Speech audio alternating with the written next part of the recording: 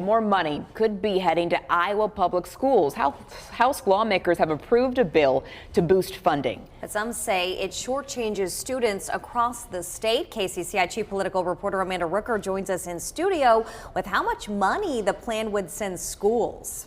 Well, Jody and Laura, the plan would give schools a little more than $8,000 for every student in their district. That is about 2.25% more than what schools got this year, or $200 more per student.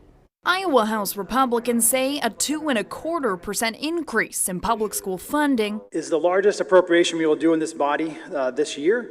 It's almost $4 billion. The House amended an Iowa Senate bill Thursday and replaced it with their own plan. That includes money to even out transportation costs between districts and would allow schools to share more of certain management positions like superintendents, HR, and curriculum directors. It would also include a one-time boost of about $22 million.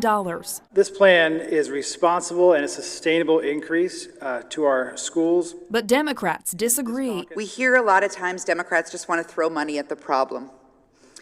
But you know, just like I do, that 2.25 isn't enough. House Minority Leader Jennifer Comfer says the proposed funding boost isn't enough to help schools keep up with rising costs. Here's what school districts are cutting. Full-time teaching positions leading to larger class sizes and fewer resources for kids who need them.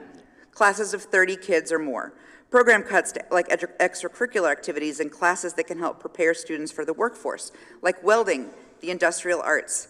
Guidance counselors. Democrats' pitch for a 5% increase instead didn't pass. $6 billion. That is the size of Iowa's budget surplus. When I say we can do better with school funding, I mean quite literally, we have the capacity in our budget to do better. But Republican House Speaker Pat Grassley says dipping into that surplus is not sustainable. You heard using one-time funds out of the ending balances to fully fund a 5% proposal. As the majority party, when we're putting together these packages, we have to be able to make it fit within the general fund. So the House did approve the plan in a 58-35 vote. 5 Republicans joined all Democrats in opposing it. The rest of the Republicans voted to approve it. Now, the proposal still needs approval from the Senate and a signature from the governor. But the Senate and the governor both proposed a 2% increase. That's different than the House plan. So Republicans will have to come to a compromise and do it quickly because some schools have to set their budget for next year in just a few weeks. So time is really ticking. Laura? It sure is. Thanks, Amanda.